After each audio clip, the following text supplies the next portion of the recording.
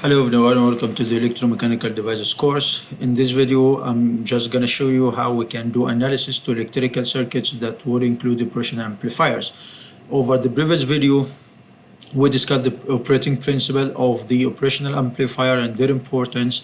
Also, we discussed the different forms of these amplifiers, how would be we would have inverting operational amplifier or non-inverting operational amplifier, whatever works in the open loop configuration or closed loop configuration with negative feedback. And we said that all the time we're going to have a negative feedback to achieve stability in the system.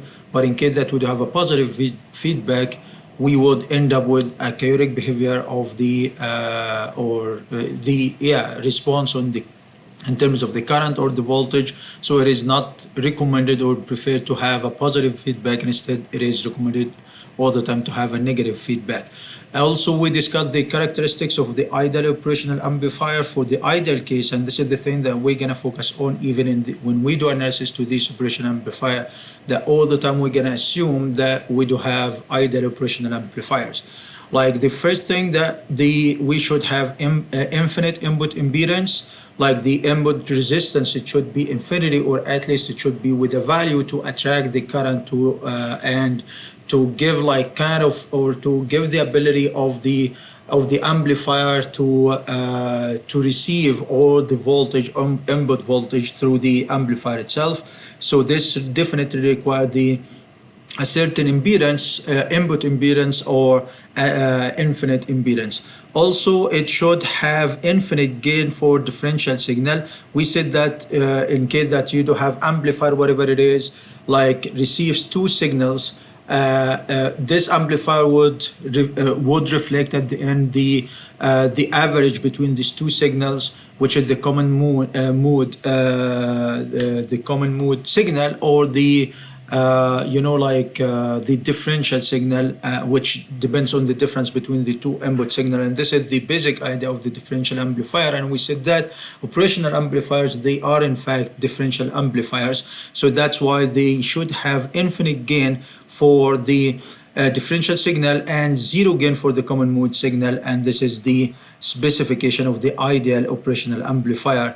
Also, it should have zero output impedance. That makes the output impedance independent of the output impedance, or independent, or makes the output voltage independence of the output impedance or the output resistance of the electrical circuit over which we're already implementing or using the operational amplifier. So these are the specifications of the ideal operational amplifier that we discussed over the previous video.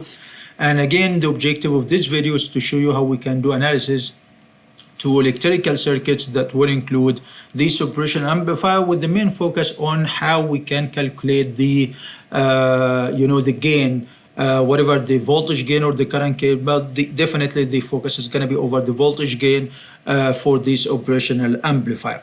So the question is how we can do analysis to these electrical circuits that would include the differential amplifier, and this is the general procedure that we're going to consider here. So the analysis of ideal operational amplifier circuits can be carried out all as follows, following these two main steps. And remember that all the time we're going to have a negative feedback will be always present, as we mentioned. Why? Because this what achieves stability in the current and the voltage through the electrical circuit, and this is what we're going to assume through this analysis method. The procedure starts with assuming an ideal operational amplifier. And ideal operational amplifier, this requires employing or applying the summing point constraint. So what is the summing point constraint? This is like like a condition based on which we can evaluate whatever the amplifier under consideration is already ideal operational amplifier or it is non-ideal operational amplifier. So what are the conditions of the constraints or the conditions of the summing point constraint? It postulates two things, two main essential points here, like the differential input voltage, it should be zero, and zero input current as well to the amplifier. Like the signal that already the amplifier receives, it should receive zero differential input voltage and zero input current. These two conditions, if we achieve them, definitely we're going to end up with an ideal operational amplifier in that case. as we're gonna demonstrate over the next example that will be covered through this video. So this is the first assumption, that, or the first step is just to assume this, and based on that you have to postulate or employ these two conditions that fit with the summing point constraint, that the voltage or the differential voltage, input voltage to the amplifier, should be zero, and the meanwhile the input current to the amplifier, it should be zero. So these are the two essential conditions that we're gonna assume, assuming that we do have an ideal operational amplifier. Then your objective is just to apply the standard circuit analysis method. We have discussed 4 methods over chapter 2. You can use any one of these methods to do analysis for the electrical circuit that include the operational amplifier. So just a very quick revision of the things, or the different configurations of the closed loop configuration of electrical circuit that would include operational amplifier that we discussed over the previous video. As you can see, this is the operational amplifier here, and this is the input signal. There shouldn't be like any kind of input signal coming through this branch. So you could say that the voltage and the current over this branch, as we discussed over the previous video, like here, there is no current. There is no current. Also, there is no voltage over this branch, but there is input voltage that already go through this branch. There would be some current or not, it depends, whatever there is resistance here or impedance or not. And we're gonna discuss, even so in this case, definitely this I input is gonna be zero, and we're gonna discuss this with more detail. But anyway, we do have here over this branch, there is an input voltage, and as you can see, the input voltage is already goes through a positive signal here, or was connected to the positive terminal of the operational amplifier, which indicate non-inverting operational amplifier. It means that this voltage value won't gonna be inverted when it comes out here. Like the output of the operational amplifier, the V output, will be of the same phase or the same sign as the input amplifier. So input voltage, so that's why it is classified as non-inverting amplifier. Also, this branch, this is the feedback branch, and as you can see, the feedback branch is already connected over the negative terminal. This indicates that we do have here non-inverting amplifier with negative feedback. We do have this indicate that we do have a negative feedback, and definitely these two resistance what form the feedback signal, or especially this R2 what form the feedback signal to the operational amplifier. Definitely this is RL, which is the load or the machine or the thing that you're gonna operate using this electrical circuit. So you could consider this is the electrical circuit that is going to feed current and volt to this machine, and this RL represents the impedance or the resistance of that machine. So this is one of the cases. So this again, it is non-inverting operational amplifier but with negative feedback. We're gonna consider the analysis of this type of electrical circuit. In the meanwhile, also we're gonna definitely consider the analysis of inverting amplifier. As you can see, this is the input signal. Here over this branch there is no current as usual, or let us just have this note here, no current, and there is no voltage as well over this branch, and this indicates that the input voltage entirely already fed through this branch to the operational amplifier through the negative terminal. This indicates that this V input will be inverted into another form, or completely inverted into another form over the output terminal of the operational amplifier. And that's why this type of the amplifier, it is inverting amplifier, as we discussed. And as you can see, the feedback resistance, this is the feedback impedance, this is the feedback impedance, it is already, you know, like connected to the negative terminal. So that's why this, we're gonna say that this is inverting amplifier with a negative, with negative feedback. Make sense? So these are the different forms and different configurations or types of the operational amplifier that we're going to consider them within these electrical circuits with whatever non-inverting or inverting operational amplifier with negative, both with negative feedback. So the negative feedback is going to be a condition that we're going to postulate or consider all the time. And let us start here with example 1 of this electrical circuit that include this operational amplifier. So for this electrical circuit, it is required to find, first of all, it is required to find the closed loop gain, the closed loop gain or voltage gain, to be more accurate, like the loop voltage gain of the amplifier. And keep in mind that this output, this gain AV, it should equal to the output voltage divided by the input voltage to the operational amplifier or the circuit in which we're already using or applying this operational amplifier. So this is one of the requirements. Also, it is required to find the input impedance. Find the input impedance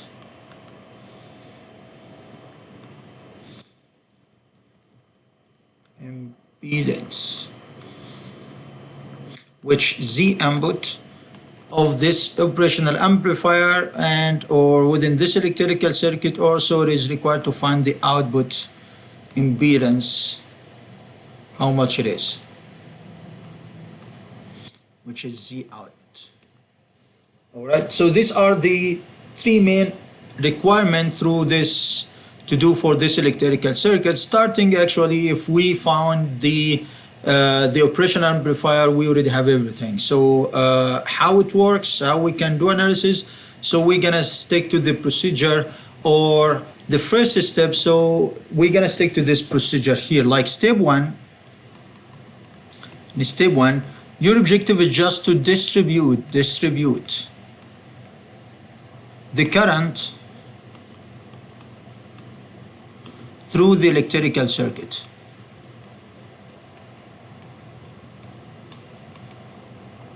Or through the circuit directly. Okay, as we used to do for any electrical circuit that we consider over previously through this course. So if we did so to do the analysis, so definitely this is going to be the input voltage. So we're going to have here like IS, you can give it a name like IS, for example. This is the source current of that will be delivered by this battery through this resistor. So definitely the resistance over this resistor will be IS as well, or let us use here, it's gonna be IS, right? In this case, then at this node, the current, it should be split, right? It will be divided, let's say, into IN, and this is II, which I stands for input. So this should be the input current to the amplifier. And we're gonna have another current here like I1 or I2, for example, like, or you can give it a name like I1 and I2, it's up to you. Or let us have this one like I1 anyway. Okay, and this current over the resistor here will be keep going as I2, and then it will be collected back again with the I1 there, because there should be like I1 coming here through the amplifier. Then we're gonna have here the total IS already coming through the resistor or the impedance RL. Makes sense? So this is the current distribution through this electrical circuit. And remember that here there is no current, nor voltage, no voltage over this branch. Why? Because simply, as we mentioned before, even in the start of this class, you should have at least a resistance here to give capability to this branch to support a current or a voltage over it, right? But since here there is no resistance, there is no impedance in general, whatever resistance, impedance or inductance or capacitance. In generally, there is no impedance, so definitely there is nothing over this branch. It is like we do have only one signal or one voltage coming through this negative terminal and roaming, and we do have a negative feedback. So because of the negative feedback here, that which is R2, we do have a closed loop configuration of this inverting operational amplifier. Why it is inverting? Because as you can see, the input voltage is already going through the negative terminal of the operational amplifier. Make sense? So this is the first step. Then you're just gonna move to the next step, which is your objective is just step 2 is to assume an ideal operational amplifier. So step 2, assume ideal operational amplifier and apply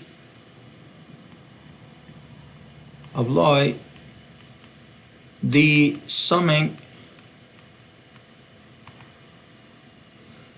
point constraint. This constraint states that two conditions based on that in this constraint, that the differential voltage over input as input differential voltage to the amplifier, it should be 0. So this input voltage to the amplifier, it should be Vx according to this configuration as already given here, which depends on the voltage difference between this point and this node, or these two nodes over, and this should be like the feeding voltage to feed the amplifier itself. This differential, but this amplifier, because the amplifier will receive multiple signals actually, because there should be like V1 here and V2. Over this branch there is one voltage, and over this branch there is another voltage, but in this case there is no voltage here, so that's why we do have V0 is already, V1 is already 0, but V2 is already the V input, which is the total input voltage that it shall be inverted because of the negative terminal here, right? So the difference between the voltage over this node, which should be V1, which is currently 0 already, and the voltage over this node, which it should be V2, which is currently the entire or the total V input, this difference gives this difference, it should be the differential signal. This is going to give us the differential signal between these two different voltages, as we explained over the previous video, that the difference, the differential signal, it is the difference between the two signals, or the difference between the two voltages as input signals. So this VID, which could be considered as input, because this is going to be, this is output for this loop, and it's going to be input for the operational amplifier itself. This input VID differential signal, it should be 0 according to the summing point condition. So this VID, which is already given a name here as Vx, so this indicates that Vx in this given configuration, it should be 0. This is one condition. And the second condition, that the current, the input current to the operational amplifier through the two terminals, it should be 0. As we agreed that there is no current over this branch, because there is no resistance, there is nothing over this branch, so there is no current here, but there is a current here, which is I1, that would be proceeding to the operational amplifier through the negative terminal. According to the summing point condition, and to assume that we do have an ideal operational amplifier, this I1, it should be 0 according to the summing point condition. So I1 here is going to be 0, right? So this is going to be simply the step 2, just to postulate or apply or these two, or employ these two conditions. Then we can move to step 3, which is simply you're just gonna do analysis, apply the standard method of analysis to the electrical circuit. So step 3 is just perform or carry out circuit analysis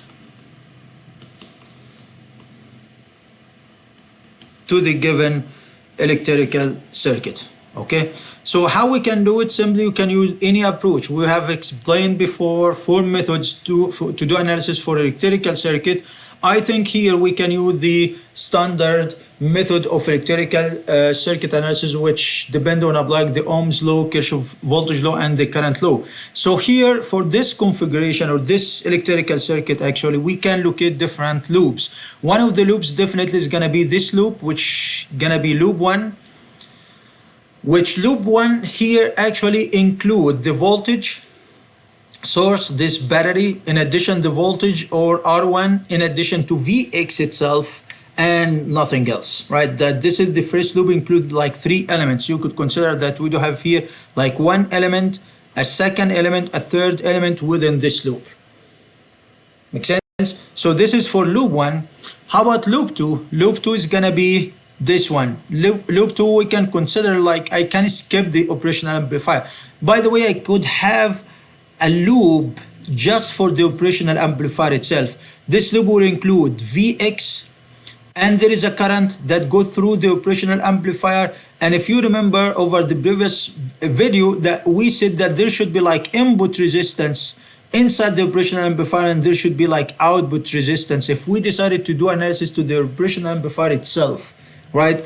And also in case that we do have this R input and R output for the operational amplifier, but we won't gonna consider this case, so that's why there is no need to apply a loop for the operational amplifier itself.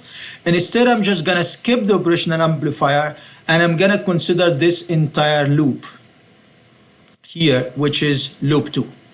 This loop 2 includes these elements, the Vx and the R2. We just excluding the or skipping the operational amplifier, and definitely we're gonna have the V output and nothing else. 3 elements as well within the second loop. We could have another loop, which is this loop 3, but for this loop 3 we're gonna have only 2 elements, which are the V output and the RL, which is the load resistance. This is it's gonna be another loop when we in case that would have other electrical circuit already connected to this main electrical circuit that needed to operate the operational amplifier. So you could say that this is the electrical circuit just for the operational amplifier itself. All right. So given this discussion, we're gonna end up with just 2 main loops that we can do analysis for.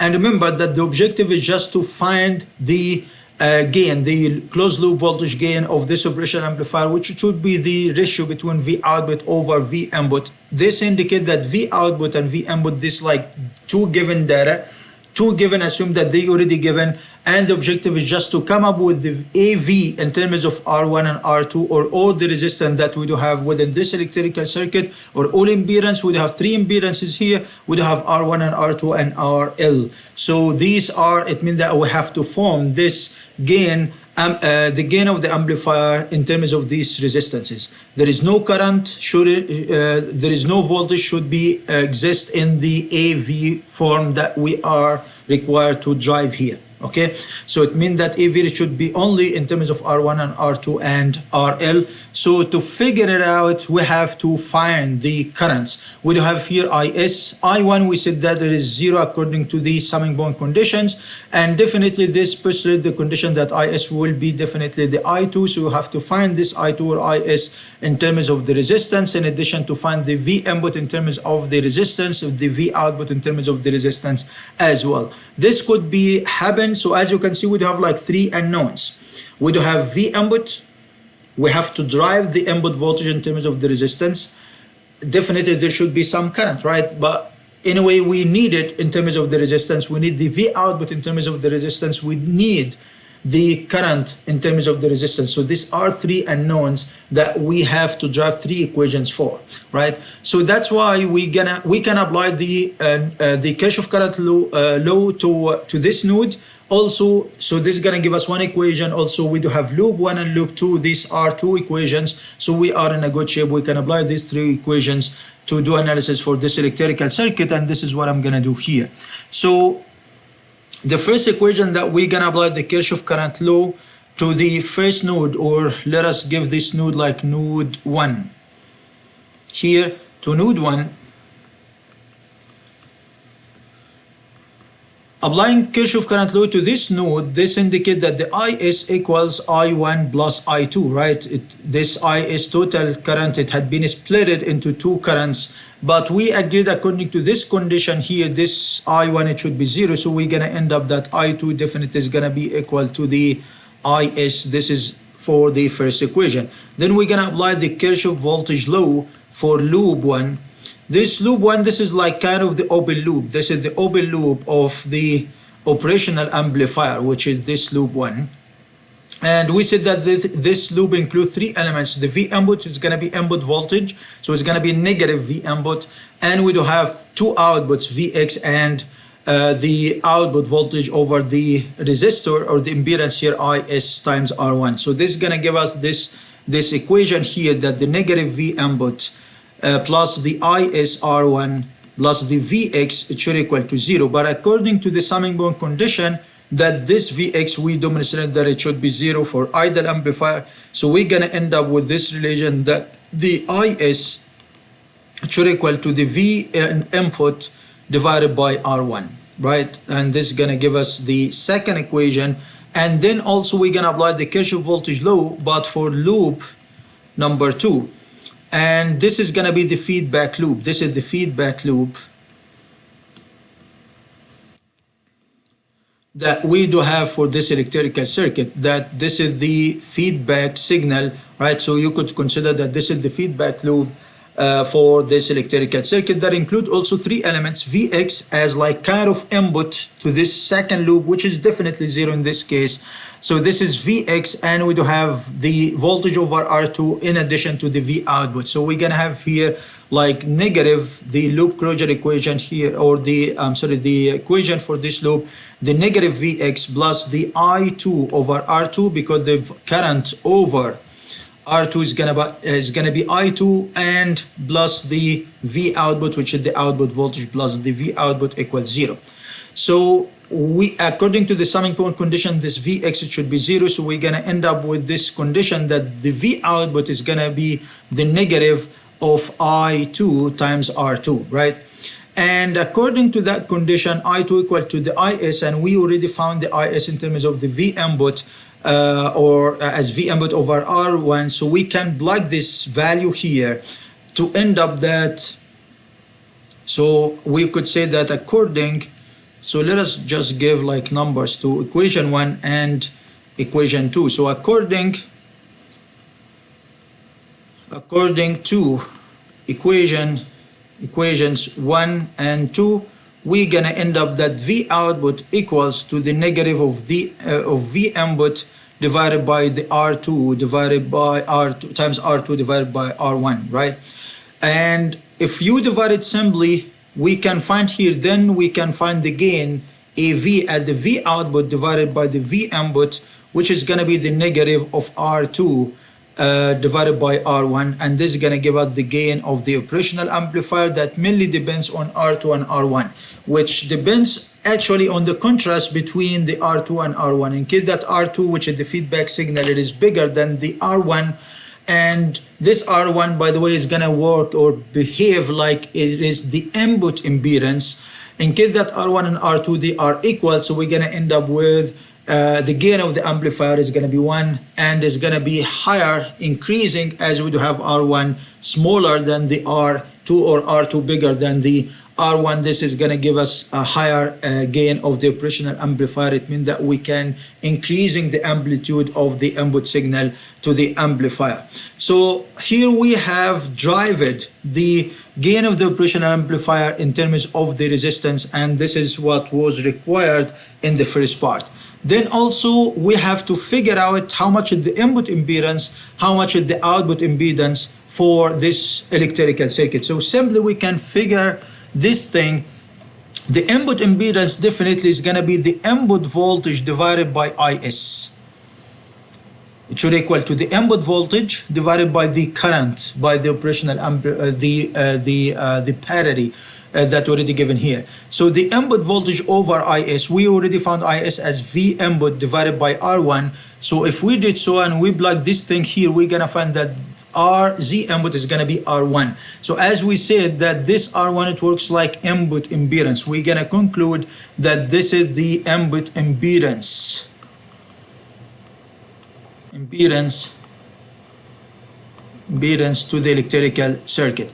So according to the conditions or the properties of the ideal operational amplifier, we should have this R1 it should be, or the input impedance, it should tend to infinity. It means that we have to increase this input impedance as much as we can to to receive all the input voltage signal to the operational amplifier, or at least it should be with a value, and this is what we drive it here. Like we do have the input impedance is going to be equal to the R1. So this R1, it is essential thing that should be considered to attract or to collect all the input signal and feed it to the operational amplifier. But in the meanwhile, that the gain of the operational amplifier depends on R2 over R1. So as we are increasing R2 higher or bigger than R1, this definitely is going to give us bigger gain of the operational amplifier. Make sense? How about the output impedance? The output impedance here, you should understand that it should be zero. It's going to be zero according to the ideal condition, operational amplifier condition. And this is actually what we obtained here, because simply if you have a look to the output voltage, this is the output voltage here. It is independent of the current. The output voltage independent of the RL, which is the impedance, the output impedance. It is independent of RL. It means that it doesn't depend on this impedance or output impedance, because this is the main output impedance here. So the output voltage, since the output voltage of the operational amplifier does not depend on the output impedance of the electrical circuit of the operational amplifier, this indicates that the output impedance, it should be zero. Because simply if you divided V output, it should equal to the V output equals current times the RL, kind of, right? But the RL, or the output impedance here for the operational amplifier, it is zero. Why? Because the VO, it is independent of any R output. There is no R output within this V output equation or form, right? We drive it V output in terms of the input voltage, also in terms of the R2 and R1. Or in other words, as long as the gain does not depend of the operational amplifier, does not depend on its output signal, output impedance, this indicates that there is no output impedance for the operational amplifier. It does not depend at all over this RL. So this indicates that the output impedance for the operational amplifier is going to be zero, as long as this is sense V output and AV both are independent of RL. Make sense? So these are for the requirements for this electrical circuit that include this operational amplifier, and this is one type of inverting operational amplifier with a negative feedback signal. Make sense? So this is for this example, and let us move to the next example of also an inverting operational amplifier with a negative feedback. So for this example 2, also example 2, it is required to find the gain AV, which is the closed gain voltage, the closed loop voltage gain of the operational amplifier within this electrical circuit, right? So as you can see, there are lots of loops here, like 3 loops, and we can add more actually for this electrical circuit by skipping some branches within the electrical circuit. But very quick, if we decided to read the things here, and definitely this is gonna be, or even we can go ahead directly and start working and applying the procedure. That is step 1. If you remember, step 1 is just to distribute the current over the electrical circuit, right? So how about the currents here, starting with the source? Definitely we're gonna have here like kind of IS, which he gave it a name like I1. So this is like the I1, this is the input source or the input current through this battery, and this is the input signal, which is V input, that is gonna go through this R1. So definitely R1 is gonna be related to the input impedance to the operational amplifier. And then this I1, it should be divided or separated into like I input, as he already give the symbol here, I input, and then definitely another current here going over this branch, which is as given here as I2. So this is the I2 that is gonna go through this resistance R2. Then at this node, the current will be the current I2 will be split into I4. Assume that I4 and I3, or here we do have I4 and I3 in this case, as already given here by I4. So this is the splitting of the current. He is already switching the direction of the I3. We can assume the same direction as he already gave us here, or you can switch the direction as we used to do to define, because you do have I2 and definitely we're gonna have like I3 and I4. But remember that this current I3 is gonna go over this resistance, but it won't gonna be connected back again or collected back again, because it goes through the like kind of the ground. It's going to the ground. So in the practical way of this electrical circuit, that you could consider that there is another current, because this resistance plus the current I3 is gonna work like input battery. So it will provide another input source to the electrical circuit, which is R3. So this R3 in fact is gonna work like input to the electrical circuit. But anyway, I'm just gonna assume that the direction of R3, it is in this direction, neglecting that direction, and we're gonna move on as we used to do for the electrical circuits, for any electrical circuit. Then we're gonna have this I4, and at the end, the current over this branch definitely is going to be just the I4, which is going to go through the electrical resistance here, RL, right? It means that the current I2 will be split. Definitely we're going to have here like I1 to be more accurate. So there should be like I4 plus I1, which is the current that this is going to be output through the operational amplifier. But we said that this is II, which is II.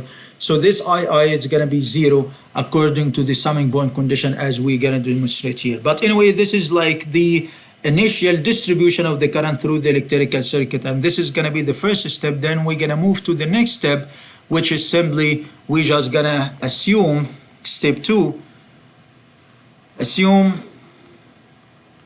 an ideal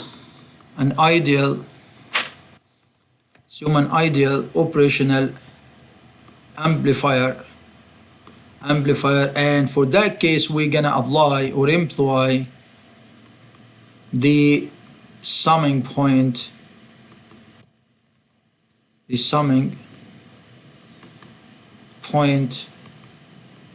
constraint. Make sense? So according to this condition, this indicates that VI, it should be 0. According to this condition, VI, which it should equal to the V differential. This is the differential signal. We said that there is no current over this branch. There is no current here over this branch, no current, and there is no voltage as well, right, over this branch.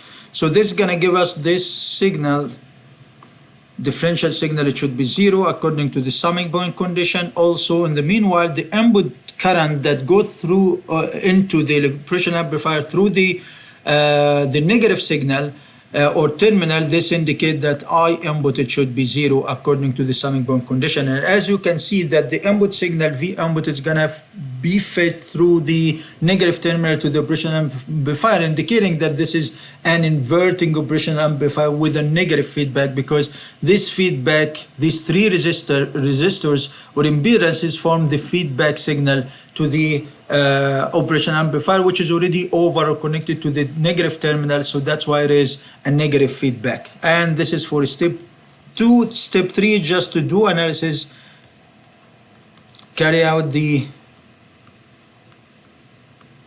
circuit analysis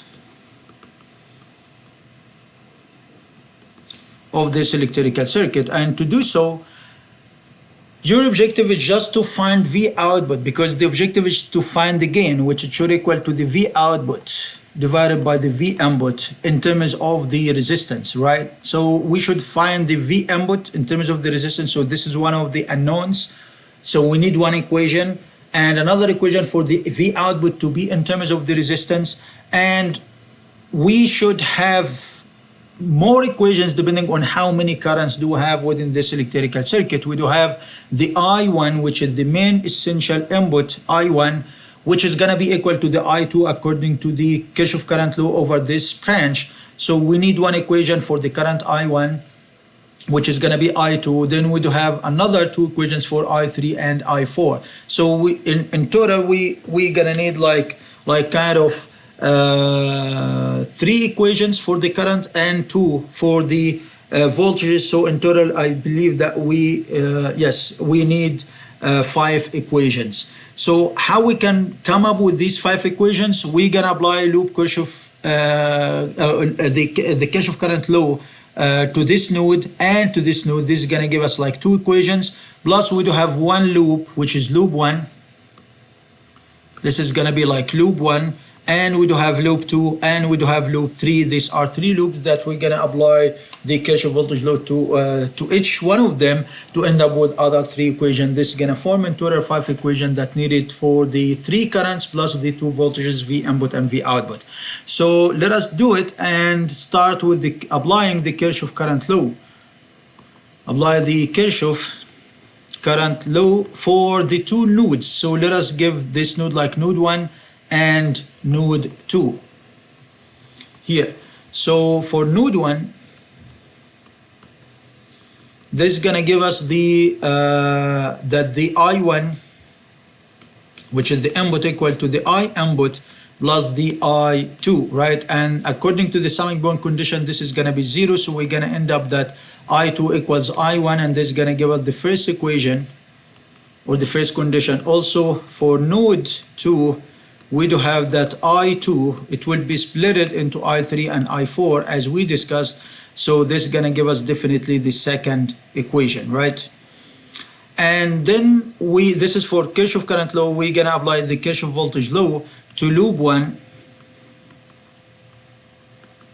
For loop 1, which is this one, it includes 3 elements as we discussed before. We do have one element here, we do have another element, we do have another element, right? So within this loop 1, so this is gonna be input voltage, and these are like 2 outputs for this loop. So we're gonna have here the negative V input plus the I1 over times R1, right? The current here, it is I1 over the R1 and plus the V input, which is gonna be 0 according to the summing bond condition. So we're gonna end up with this relation that I1 is gonna be definitely the V input divided by R1, and this is gonna give us the second equation or the third equation.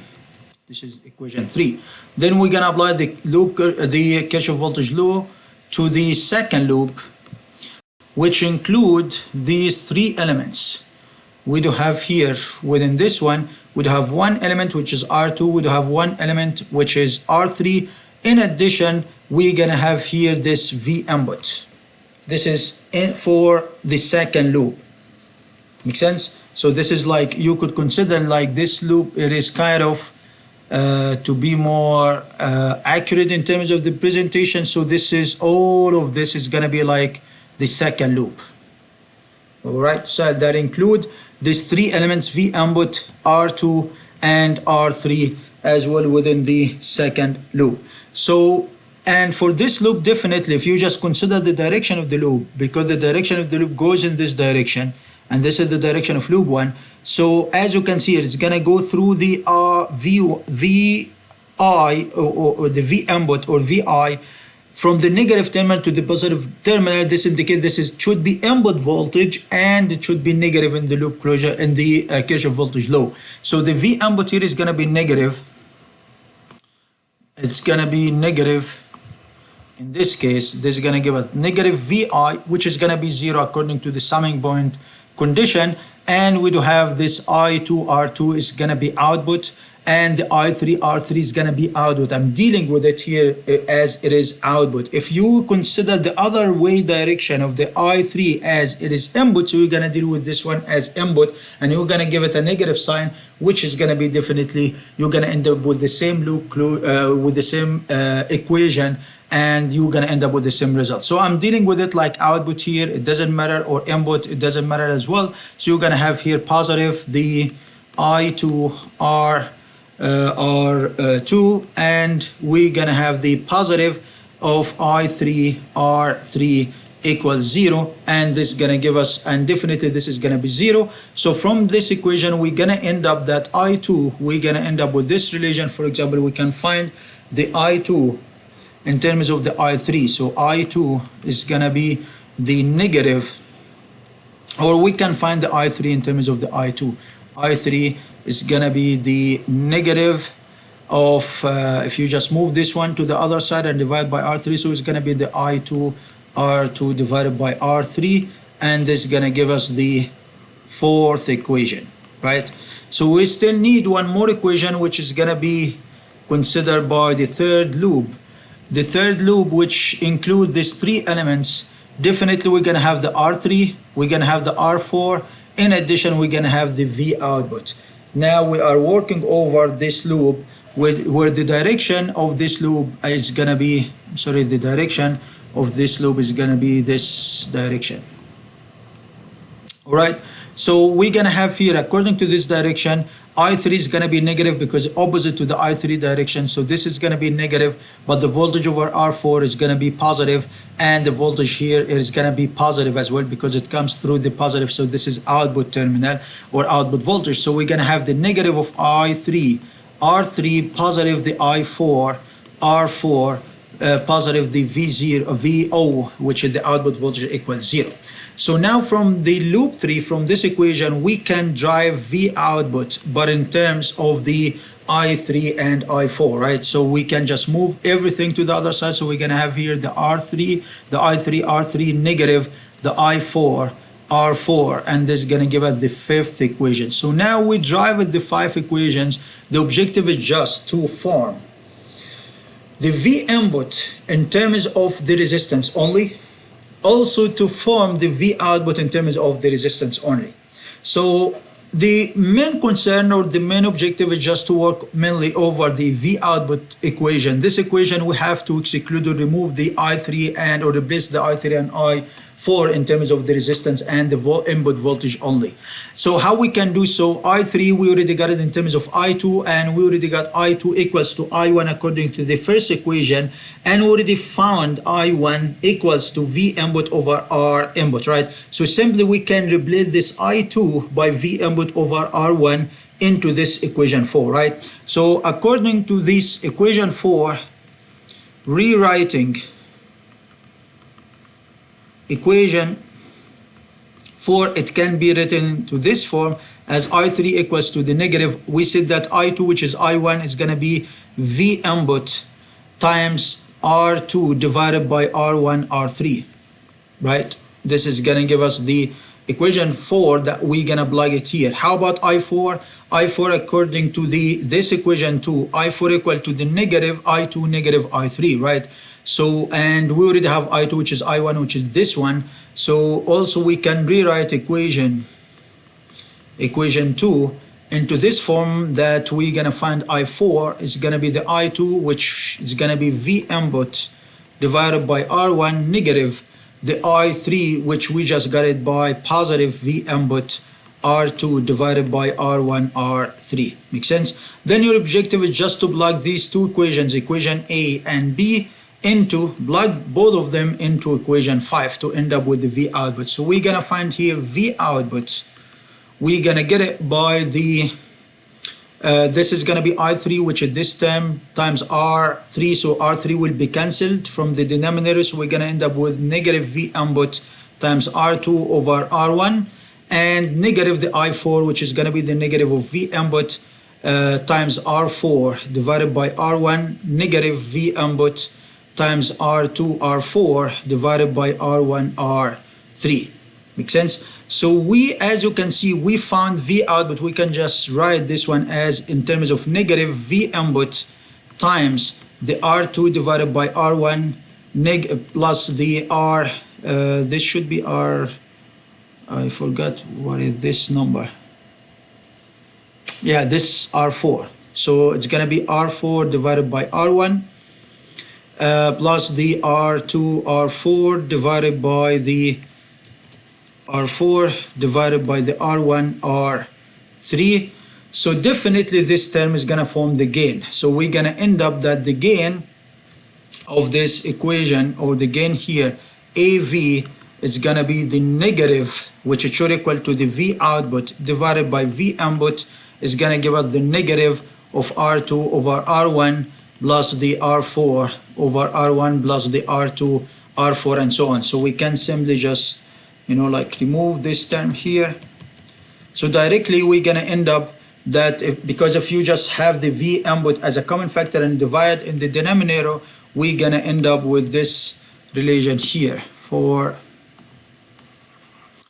the gain, and this is the main requirement for this problem. Like the gain AV is going to be the negative of the R2 over R1 plus the R4 over R1 and plus the R2 R4 divided by R1 R3.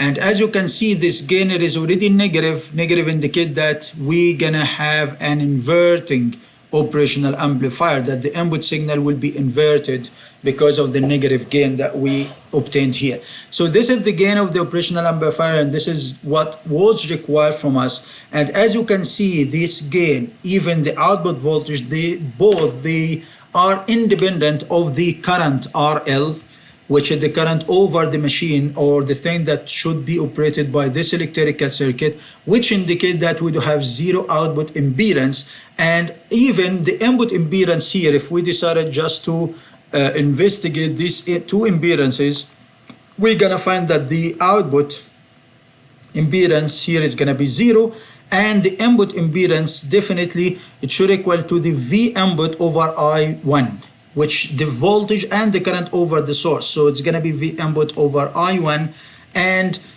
here we found this value V input over I1 according to this equation 3 is gonna be equal to the R1. It means that this is gonna be the input impedance for this electrical circuit. Make sense?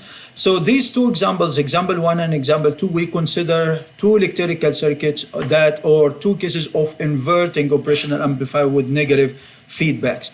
And the last example that we're going to consider through this video, we're going to consider the case of this operational amplifier, which is non-inverting operational amplifier, but also with a negative feedback. And this is going to be the third example, example number 3. So for this example, as we use, it is also required to find the gain, AV, the voltage gain. In addition to it is required to find the Z input and the Z output, the input and the output impedance. So to solve, we're gonna start here with step 1, as usual, which is just distribute or figure out distribute the current through the electrical circuit. And to do so, we're gonna start here with this thing. This is the input. So this input is gonna deliver a current as this IS, which is gonna be the same II here, which definitely is gonna be 0. Why 0? Because there is no current gonna go through over this branch because there is no resistance. And we said that at least you should have some kind of resistance to excite the current to pass through this branch, over this branch. So there is no resistance over this branch. It means that there is no current, and that's why we do have here the input resistance. The input current is going to be 0. That is going to this operational amplifier, and this operational amplifier, the input signal is already fed to the operational amplifier through the positive signal. This indicating that we do have non-inverting operational amplifier.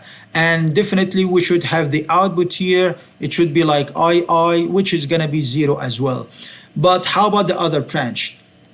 As you can see, this signal, this signal starting from this node up to the negative terminal, there shouldn't be no current, no voltage, right, over this signal. So that's why all the input signal or input voltage are already coming through this terminal here, which is the positive terminal. But anyway, since we have here R1, this R1 is gonna have like kind of current that is gonna be fed to the this resistance, and let us give it a name here like as I2. So we're gonna have here I2, which is going to be the current over R1, and this I2 it should be split kind of into two parts, but as we said, we agreed that there is no current over this branch because there is no resistance here, so the current I2 will be continue as I2 going through or over this R2, and R2 is gonna work like the feedback, which is already connected over the negative terminal, this indicating that we have a negative feedback.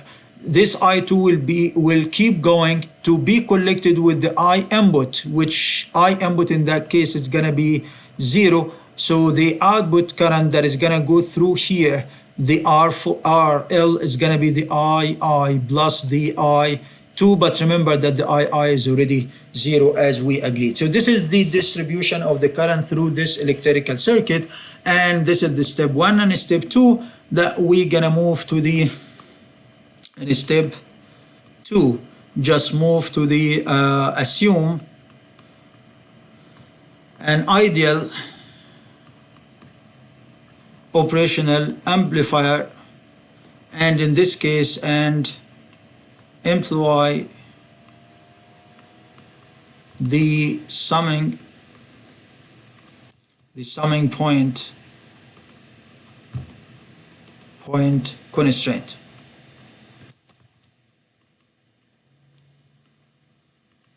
Right, so to do so, we're gonna have here that the differential signal, it should be 0, which is already given here by V input to the operational amplifier, it should be 0. In the meanwhile, I input, it should be 0, which is this II, and we agreed that definitely is gonna be 0 in that case. Then step 3, your objective is just step 3 is just to carry out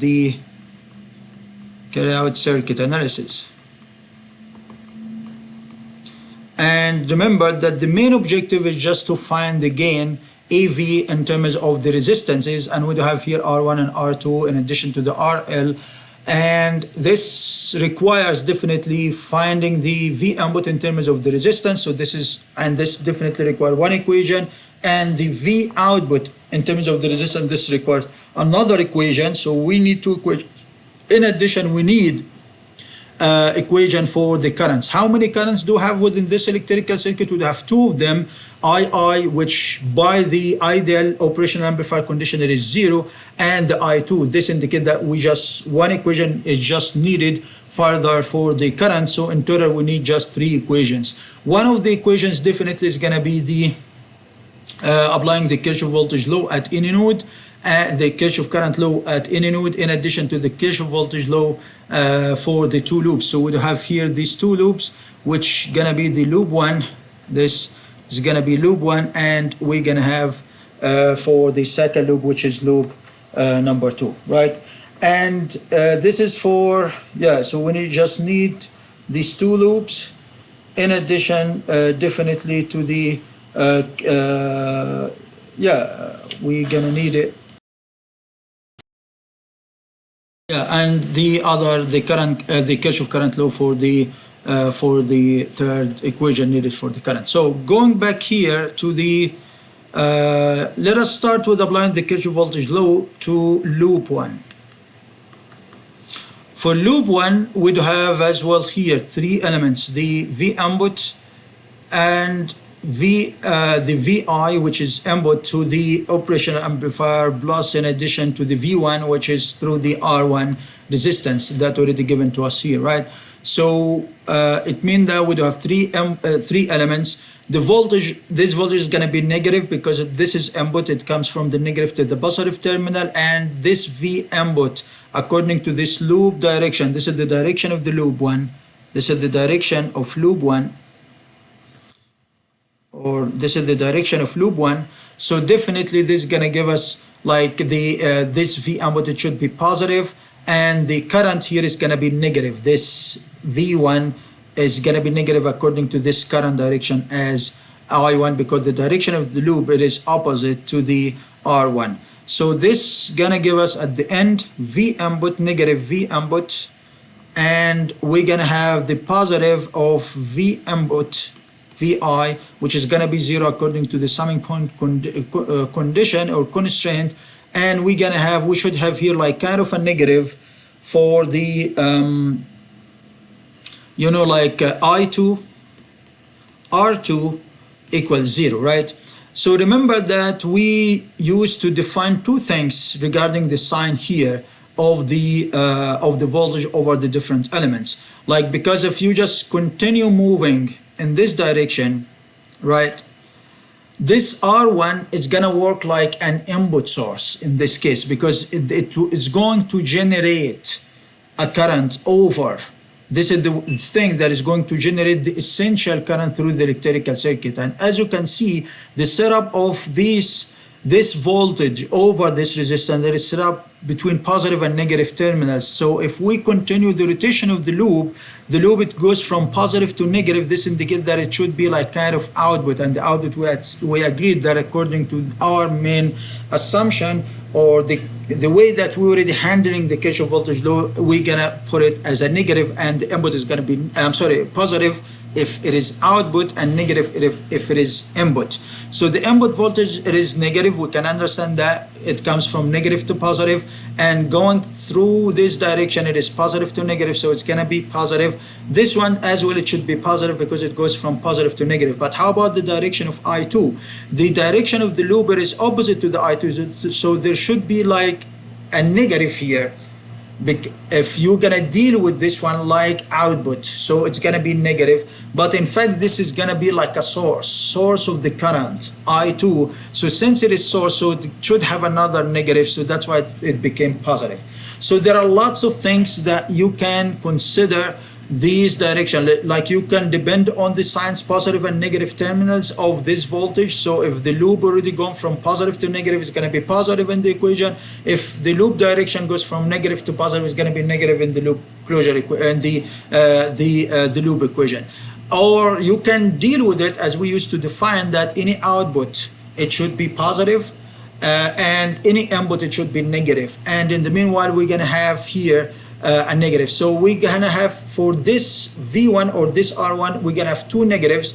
One, because it is input, because it generates current, so it is input here, not output. So it is input, this R1, plus, so this is one negative. In addition, there is another negative because the direction of the loop is opposite to the current direction as I2, so that's why this is going to be positive, right?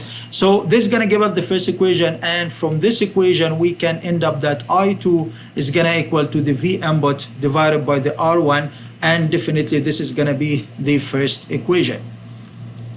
This is going to give us equation 1. Then we're going to apply for loop 2, the Kirchhoff voltage law to second loop. In this second loop, we do have lots of elements here. We do have V1 or R1, and in addition, we do have R2. In addition to, remember that it should be V output, exclude the R, assuming that the loop is already going all the way till here, excluding this RL. Make sense? So that's just three elements that we do have through the second loop. And remember that we are excluding, we're just roaming around the other electrical element, excluding this operational amplifier. Even this operational amplifier, as we agreed, it should have like kind of loop, but we are not interested in anything in this operational amplifier. It means that we are not interested in the resistance inside the operational amplifier, so that's why we are excluding it. So, and this is going to be the direction of this loop 2. So according to this direction, if we consider the negative and the positive terminal, this is going to be like input source, and it's going to be negative. So this is going to give us like negative V1, or as you can see, this rotates in this direction, and it is in the same direction of I2, so this gives positive. But because that this R1 works as a source, as input voltage, or it's going to create input source, so it's going to have a negative. So negative times positive gives negative. So anyway, the voltage over this R1 within this loop 2 is going to be negative. So this is going to give us the negative of I2 R2. This is the first voltage, and we're going to have this one is positive, the same direction, and it is output, so it's going to be I2 R2. Or I'm sorry, again, that this is I2, this is I2, and I2 is going to fit through the R2. So this R2 and I2 both, actually they are working like two inputs. They are the two things that generate the current. So I can simply combine R1 and R2 into one, because they are series. They do have the same current going through both of them. It means that I can combine R1 and R2 into one equivalent resistance as R1 plus R2. This equivalent resistance, it works like attractor to the current, that it will absorb the current or generate a current I2. It means that the voltage as well over this one is going to be, we're going to deal with it like it is input. So as long as it is input, so it should be negative as well. R2 this should be R1. This is the R1 here, and this is going to be the R2, right? So these are the voltages over these two elements, and definitely, as you can see, the direction it goes of the loop goes from the positive to the negative signal over the VO. It means that the VO, the output voltage, is going to be positive because it is output voltage equals 0. So according to this equation, we're going to end up that V output is going to be the I2 plus the times the R1 plus R2, and this is going to give us the second equation, right? So according to the first and the second equation, we're going to end up with this relation that V output is going to be just replace I2 by V input times the R1 plus R2 divided by R1, right? Divided by R1, and definitely we're going to end up that the gain of this operational amplifier is going to be, which should be the V output over V input.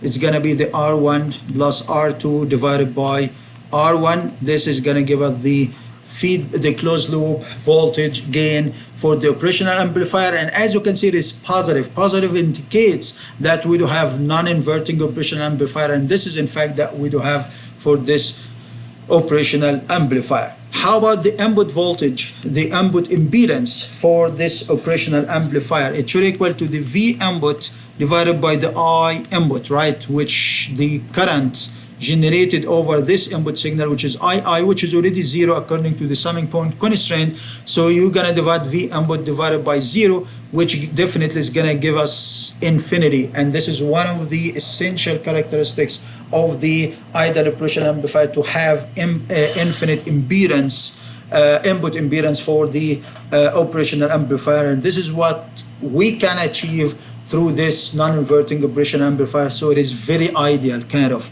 How about the output impedance? As long as well it's gonna be 0. This is since the V output, also the AV, both are independent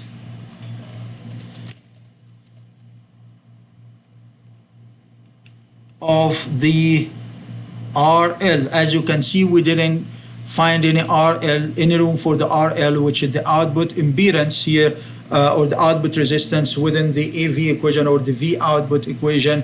This indicate that we do have 0 output impedance for this operational amplifier. Make sense? So that's it for this example, and that's it for this video. The objective again is just to show you how we can do analysis for the circuits of operational that include the operational amplifier, or in other words, the circuits that need to operate this operational amplifier. And this is what we already covered through this video. All right, so that's it for this video, and actually that's it for the operational amplifier topic. The next video we're gonna move to the machines and as electrical devices, and we're going to discuss their operating principle, and we're going to know how we can do analysis for the different types of electrical motors and generator. This what we are going to cover over the next video. Thank you, and see you in the next video.